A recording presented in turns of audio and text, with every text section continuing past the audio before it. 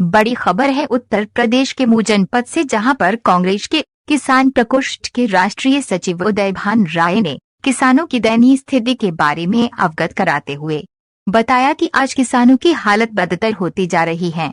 उनको खेतों में लगाई गई लागत का भी पैसा उनको नहीं मिल पा रहा है। उन्होंने बताया कि ये सरकार किसानों के विरोध में हमेशा फैसला लेती है, इससे किसानों का हमेशा घाटा ही हुआ है और होता रहेगा।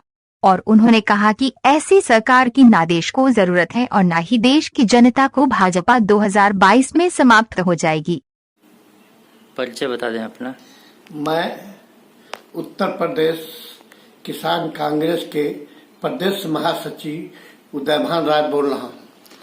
आज मैं 130 करोड़ जनता के सामने मैं उपस्थित हुआ हूँ और अपनी बात को रखने के लिए सबसे पहले मैं 130 करोड़ जनता को नमस्कार करता हूँ, देशवासियों को धन्यवाद देता हूँ।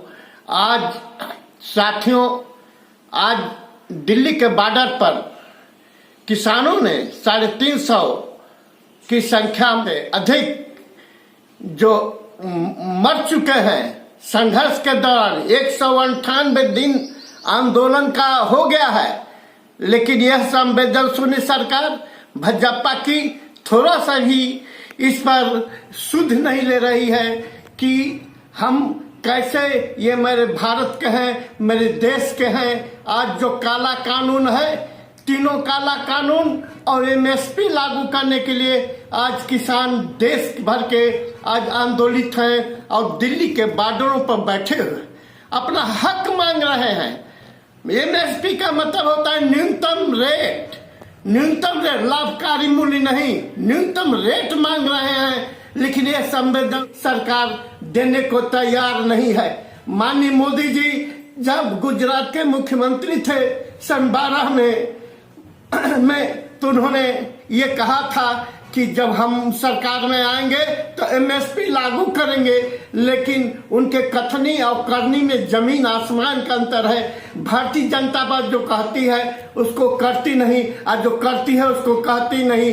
कारपोरेट घरानों के हक में ये जो मोदी जी कहते थे कि मैं किसानों का 130 करोड़ का चौकीदार हूं, जो कि सरासर गलत है, ये साबित हो रहा है। आज जो है मोदी जी जो कर रहे हैं वो कारपोरेट घराना मुकेश अंबानी, अदानी जी का और बड़े बड़े पूंजीपतियों के देखने में तीनों काला कानून है। यह तीनों काला कानून किसान विरोधी है, इसको हटाइए। आज संसद में कानून ला करके इस कानून को समाप्त करना चाहिए, ताकि आज देश के किसान राहत ले। देश के 70% किसानों के घर में आज खाने पीने के लिए नहीं है। अपनी माँ की रक्षा के लिए, किसानों की धरती जो है माँ है और उसकी रक्षा के लिए आज 198 दिन हो गया आज किसान सड़क पर हैं। लेकिन यह संवेदनशील सरकार भाजपा के थोड़ा सा भाई उनके अंदर संवेदना नहीं है कि मैं उनके बीच में बात कहूँ, इस काला कानून को ये करूँ। ये कह रहे हैं कि लाभकारी है, लाभकारी कहाँ है? किसान कह रहा है कि मैं हमको लाभकारी तुम्हारा काला कानून है चाहे वापस ले लो, लेकिन यह संवेदनशील सरकार ले नहीं रही है। साथियों, मैं ये कहूँगा कि किसानों की जो हालत आज बर्बर है, जो दशा दिन है, आज इनका गेहूं खरीद नहीं हो रहा है, धान खरीद नहीं हो रहा है। आज इनका धान और गेहूं बिचौलियों द्वारा लेकर के जो है कर्मचारी पूरा कर लेते हैं और खा देते हैं सरकारी कोटे में। किसानों का न गेहूं और न धान नहीं लिया जाता है।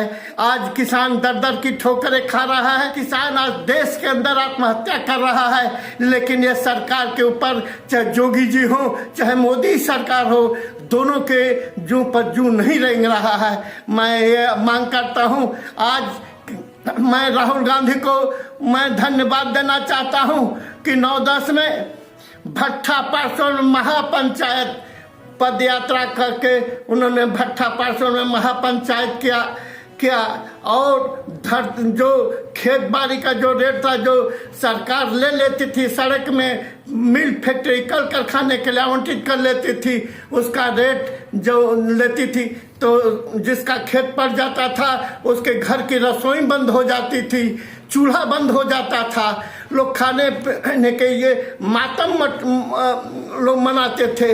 आज जो है राहुल गांधी ने भट्टापट्टनम में महापंचायत कर करके जो किसान ने कानून बनाया कि शहरी इलाकों का दूना और देहाती जमीनों का 4 गुना जो है रेट करके प्रस्ताव पास किया, और राहुल गांधी ने माननीय मनमोहन सिंह तत्कालीन प्रधानमंत्री को दिया और उन्होंने संसद में उस कानून को बना करके पेश किया और पास कराया।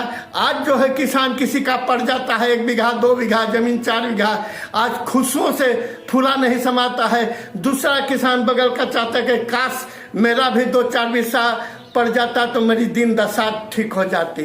साथियों, इसी के साथ ही आज कांग्रेस ने 73,000 करोड़ कर्ज माफी करके के 11-12 में जो किया है, देश के किसानों का ऋण माफी किया है, वो इतिहास में कोई सरकार नहीं कर सकती। कांग्रेस एक पार्टी है जो किसानों, मजदूरों, मुसलमानों सभी के लोगों को साथ लेकर चलती है। आज जो है भाजपा सरकार हिंदू मुसलमान के इस पर वोट लेती है, उसके अंदर कोई नैतिकता का ये नहीं है, इसके कथनी और करनी में नहीं है। मैं आखिरी बार ये कहता हूँ, आज जो चुनाव 5 प्रांत का हो रहा है उसमें किसान जो है आज भाजपा के खिलाफ वोट करेंगे और 5 प्रांत से भाजपा की हार होगी।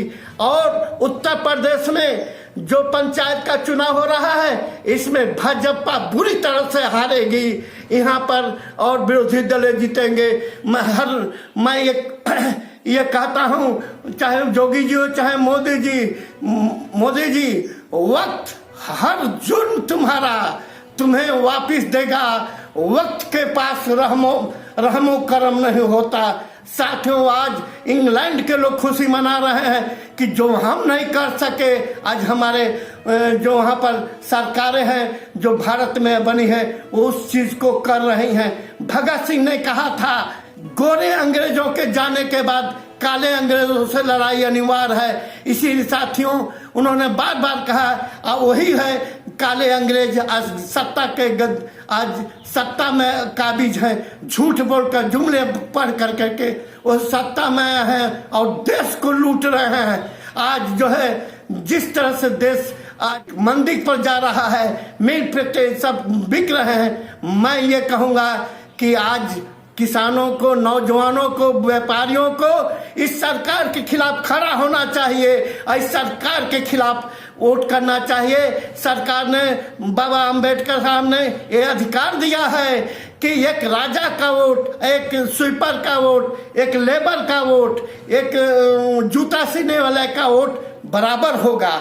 इस अधिकार का सदुपयोग करें। आने वाले चुनाव में सन 22 में 24 में जो भी चुनाव आता है, इस जुमलेबाज सरकार को उखाड़ फेंकें। साथियों, आखिरी बार मैं अपनी बातों को विराम देते हुए ये कहूंगा कि कांग्रेस लाओ, देश बचाओ, सोने का यह वक्त नहीं, मक्कारों के पाप की गठरी ढोने का यह वक्त नहीं। जय हिंद, जय कांग्रेस।